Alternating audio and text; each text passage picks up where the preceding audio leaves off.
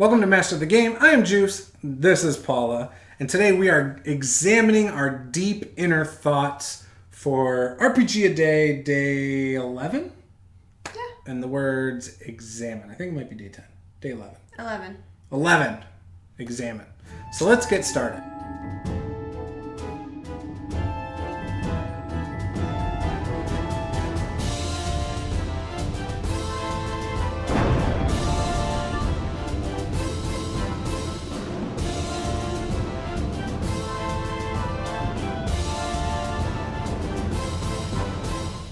This is a tough one for me because I don't play a lot of games where you examine a lot of stuff. Most of the time I DM, so I'm not really examining anything. There are times where I've tried to put in little, not puzzles, but things where I want the players to try and examine them. For instance, in our Pine Run game, there were like different pictures. I don't know if you remember. So you went into the mine and then like an earth elemental moved away from the wall, exposing a wall. Do you remember that? I have no idea what's happening. When we played the game with Nate, okay. It was just you and Nate. You went into the mine that had spiders and stuff. Yeah. And it had the dead dwarves. Okay. From like a long time ago. I remember the earth elemental part. Yeah, so that's actually... So the earth elemental attacked you guys, exposing the door to the tomb beyond it, remember? Okay. So then you went through there, and there were like paintings and stuff on the walls. Okay. And you guys were like, oh, what is it? And like, rather than like actually like digging into what I was saying, you wanted to... So I think you wanted to make a roll for something.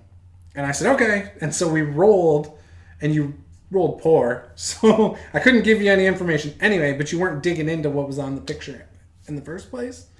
You know what I mean? Oh, maybe. So there was really no examining, but it was supposed to foreshadow like the Forgotten God that you guys eventually learned more about later, that I gave you like these things. So anyways, then the next thing was like a tomb where you got like a weapon or something. Yeah. It was like the undead guy. I mean, I get where you're going. A lot of people don't get my little puzzle thingies. Traps and stuff like that. Yeah. Basically like 95% of the time people don't get them. maybe you know, you're putting a forest and trees way over here and you're steering them this way. Yeah, you know, but I feel like, you know, even when it was like... It's never right here. Never. What DM puts the tree right in front of your face? Even when it was like the Tomb game and it's like, oh, all of a sudden I'm giving you this long diatribe information of history. About the alligator thing. About this stupid crocodile. First of all, I guessed right. You know, and then, no chance. I guessed correctly. Well, it sounded stupid, though. I mean, yeah, it sounded stupid when I read it, too, but, you know, I'm just going along with it. So I'm playing a Dragonborn Tempest Cleric, and we have a wizard and a paladin. And a monk.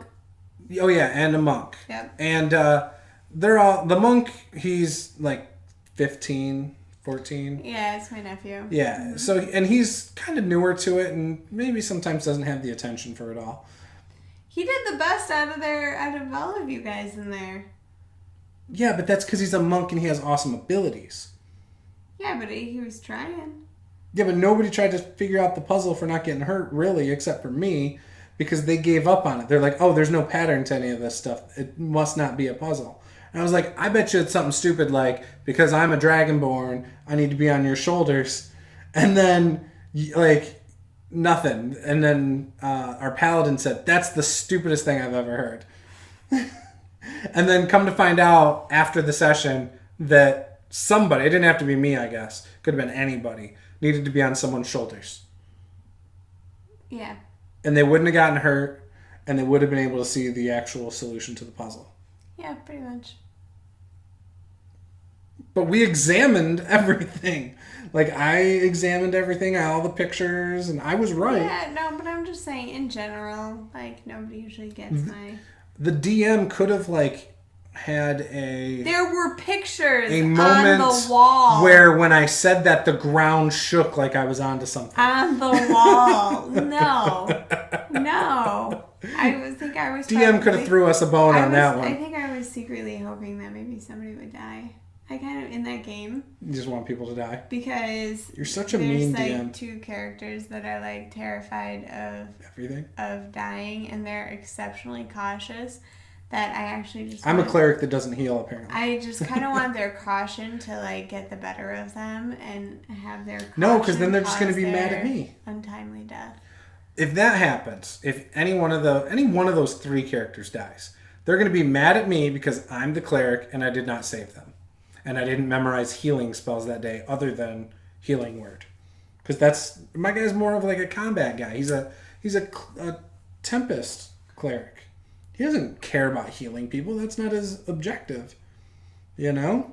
So speaking of healing people, and we were talking about in the last video, not using monsters to their full capabilities. Yes. So I am the worst too if I am running some sort of module or something like that, and there is a monster, especially if it's one that I'm thinking like, oh yeah, I'm pretty familiar with them, I know what's going on. I do a really poor job of myself examining information about the monsters and like overlook. I don't. You don't overlook, I don't use stat blocks. Like, oh, there's this great ability that they have that I didn't even think of. There's absolutely nothing saying you even have to use the monster side of the monster. No, but like I'll get to the end of the battle and I'm like, God, why didn't I use that awesome ability that they have? Maybe your version of that did not have that ability. And then I just feel like the lamest DM because the monster's just attacking and like, they didn't cast any spells. Why didn't they cast their spell? Or like, I forgot to use this ability that would have made it so that they spells crushed are them. hard as a DM. Like, you know. Spells are hard as a DM, especially when you have multiple things that can do stuff. Yeah, or a lot of potential monsters that you're gonna run into. And remembering spells and like the situation to use these spells when you're controlling 10 dudes on the field. Yeah, plus you have to keep track of all that other stuff. I just feel like other people seem like they've got their shit together. It's because they plan it better. I have no idea. Like, I don't know what's going to happen. So something I read recently on a blog post was preparing like epic encounters or epic battles. And like, so one of the things they do when they are planning is rather than saying, hey, this monster has this many hit points and it dies. It kind of reminds me of what Andre did, but with the fire thing, but like when it takes about roughly this much hit point damage, you alter the scene. Like all of a sudden it morphs, or now it casts this huge spell that does this, and then the next hit will kill it, for example, or 2 hits from now he'll die, rather than worrying so much about the numbers. That's a good idea. Yeah, so there's like little things you can do like that to make it feel like a video game boss battle or something. And then I know people online who, like Rune Hammer and a couple other people, use a timer. So they'll have like a D4 on the table started at 4, and then 3 the next turn, 2. And if the monsters survive those turns, when the timer goes off, something bad happens. Ooh. But he puts it out so the players know too. Oh. He does some cool stuff. So then they're like under the gun. Yeah, they're like, oh man, I gotta blow all my spells now. Like my most powerful shit. Yeah, there's some interesting stuff. Good idea. Could you imagine? I think he does it too outside of combat. My brother. Oh, he'd lose his mind. His wife. Could they be like? It'd be better if you did a timer though. What's happening? Because then they couldn't talk about it either. Oh yeah. Get like a 5-minute timer and be like, just so you guys know, when this comes out. No, I'm not even gonna tell them. I'm just gonna put it out. And No. Get a digital stopwatch so we can see the time. Set it there and make it so it goes beep beep, like one of those ones for cooking or something. Beep beep. Yeah, that would be cool. And those aren't very expensive.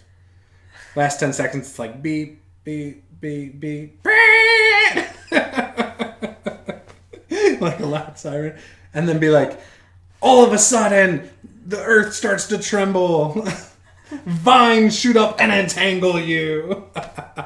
Underground. I get those little egg kitchen timers. Yes, that's what I'm saying. So it ticks too as the seconds go on. Well, the only problem is you can't really see, like, from a table standpoint, there's 6 of you and it's it might be hard to see the numbers.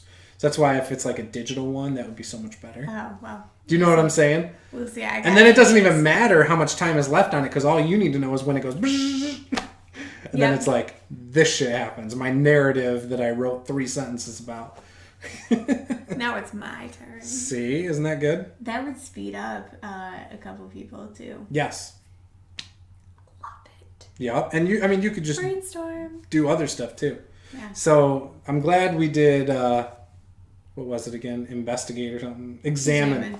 I'm glad we've examined this topic thoroughly because it gave us some good ideas. I think it did. Right. Hopefully it gave you guys some good ideas. I think, maybe there's some nuggets that you can use in your own games from this one. So, right? I know she's going to use it next time. Yeah. So anyways, this was Master the Game. I'm Juce. This is Paula. We hope you guys took some good information from this. We'll see you guys next time. Game on.